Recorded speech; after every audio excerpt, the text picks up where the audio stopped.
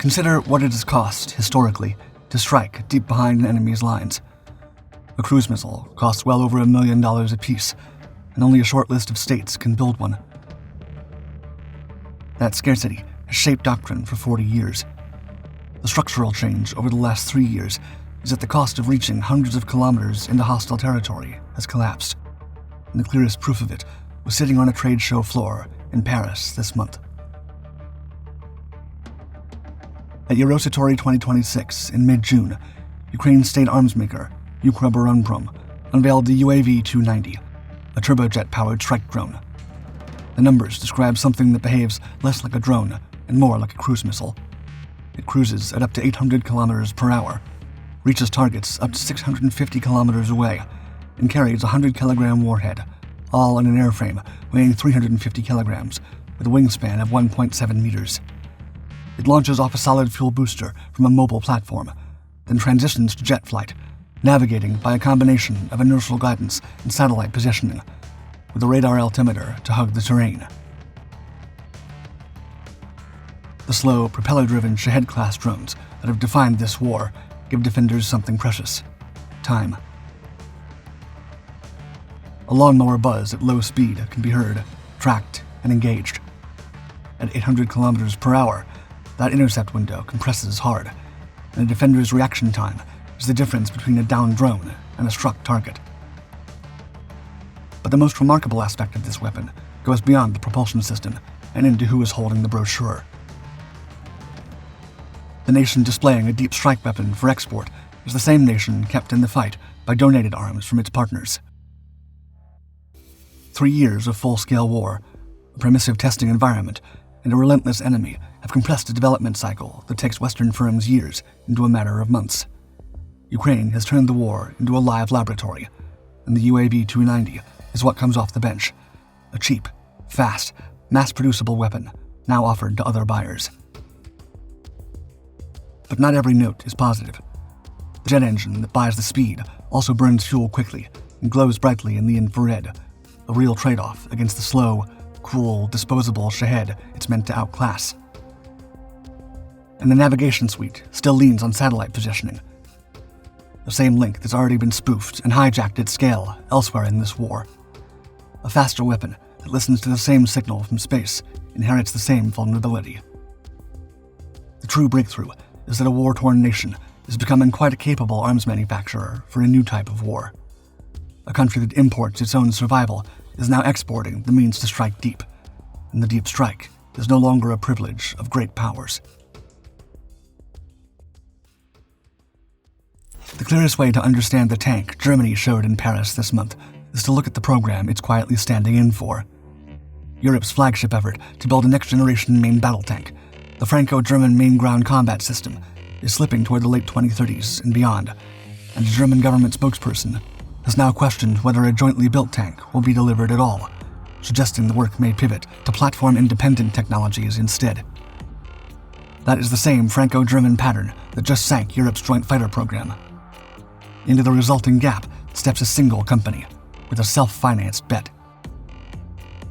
On June 16th, at Eurosatori 2026, KNDS presented an evolved version of its Leopard 2 ARC 3.0, a concept study it first showed in 2024 and has been funding on its own. The headline feature is a turret with no one inside it. The 3-man crew is pulled entirely into the hull, seated together beneath a remotely controlled turret. The driver behind it is a clear reading of the modern battlefield. Drones and loitering munitions that attack from directly above. KNDS's chief technology officer framed the redesign around exactly that threat, the top-down attack profile that emerged over the war in Ukraine. With no humans in the turret, the designers stacked 3 protective layers over the crew compartment: the turret roof, the empty turret volume itself, and the hull roof beneath it. The 2026 version adds a reworked frontal section with a higher level of protection, an evolved active protection system in the trophy lineage tuned against drones, additional radar panels for drone detection, and a 30mm dual-feed weapon station capable of hard-killing light targets and incoming UAS that a heavy machine gun could not reach. A modular autoloader feeds the main gun at 3 rounds per 10 seconds. The gun mount accepts 120, 130 or 140mm calibers, and removing the crew from the turret dropped the vehicle's mass below 60 tons, down from the 65 to 67 tons of current Leopard 2s. Every one of those gains is bought with a cost, and the cost is awareness. A crew sealed in the hull no longer looks out through armored glass. It fights through sensors, indirect video, and a computer that fuses the images into a single picture. KNDS built in redundant, interchangeable crew stations and explicit degraded modes for a reason it states openly. A tank is a machine that gets hit, and a screen can fail. Pulling the crew out of the turret loses situational awareness and adds a dependence on the sensor suite and the software behind it. That is the trade at the center of the design, and it's not a settled question. The deeper signal is what the program's status reveals. This is a concept study and a technology demonstrator, not an order. There's no contract. The German army is the obvious first customer and remains only a prospective one.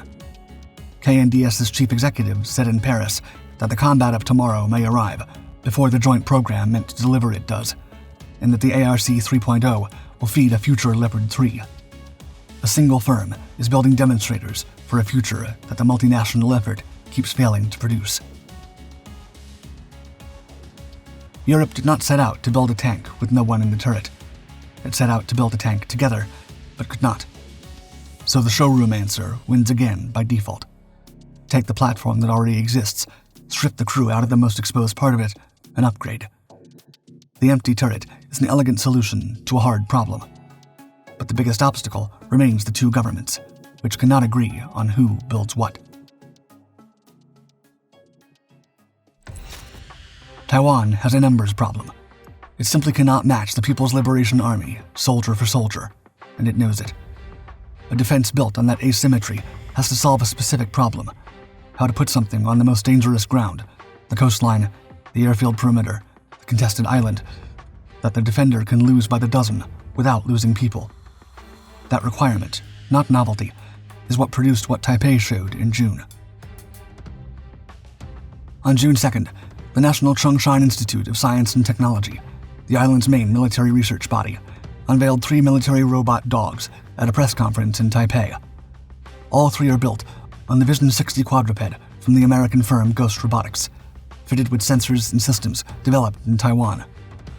The first variant carries LiDAR and thermal imaging for patrol, mapping, and night surveillance. The second carries an electro-optical reconnaissance package that finds, identifies, and tracks targets, and feeds a command and control network. The third mounts a remote-controlled weapon station, giving it a strike role, with stated uses including coastal defense and airfield security. The platform itself is rugged in the ways that matter for that job.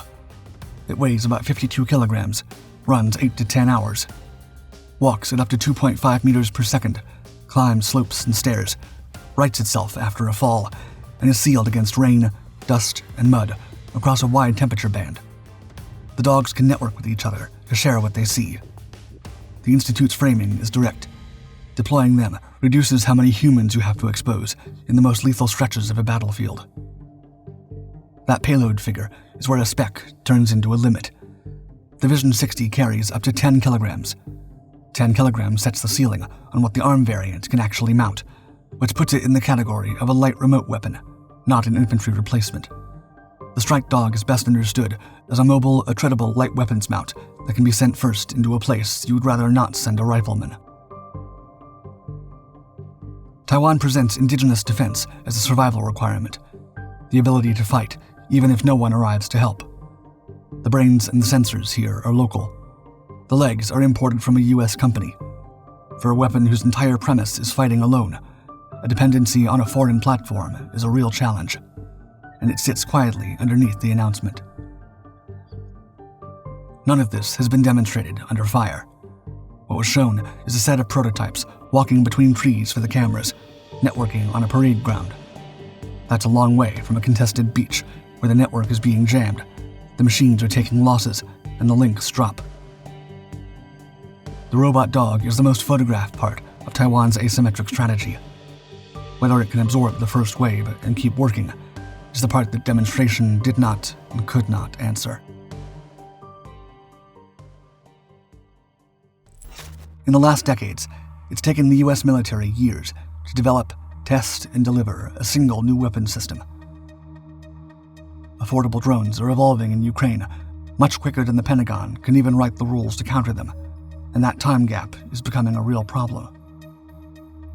In late May, at Fort Carson, Colorado, the Army ran an exercise called Operation Jailbreak. More than 50 companies turned up. The condition of entry was simple, and by industry custom, almost unnatural. Open your interfaces, not just to the Army, but to your competitors. During the event's first sprint, 6 rival defense firms bolted their hardware together into a working hunter-killer pair of ground robots. The build took roughly a day and a half. The team divides into 2 machines, moving in tandem. One senses, one shoots. Robotics developer AZAC supplied the wheeled robot chassis. Allen Control Systems added its autonomous gun turret, the Bullfrog. Havoc provided the driving autonomy. Leonardo DRS, the radar. PicoGrid, the connective tissue.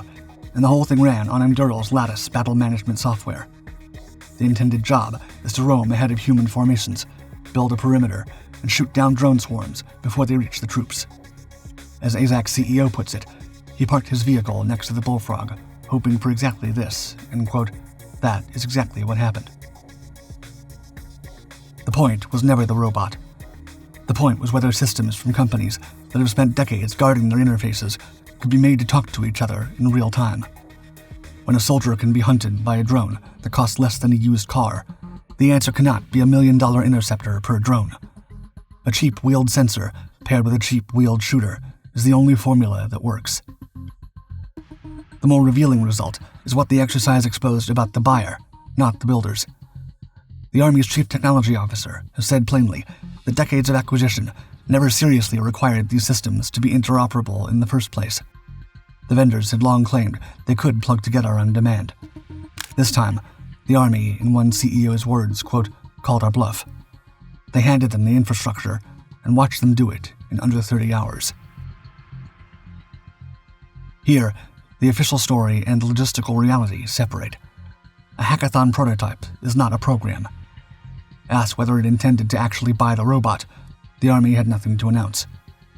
2 of the companies have signed an agreement to jointly produce the system and say they could build thousands. None of that begins until the Army formally asks for scaled production and decides how many it wants. The hardware is, by the builder's account, ready. The decision is not. So the engineering problem was solved over a long weekend. The institutional problem has always taken years and remains untouched. The sprint proved that American industry can now move at the speed of the threat. It did not prove that the Pentagon's purchasing machine can, and that is the variable that decides whether any of this reaches a soldier.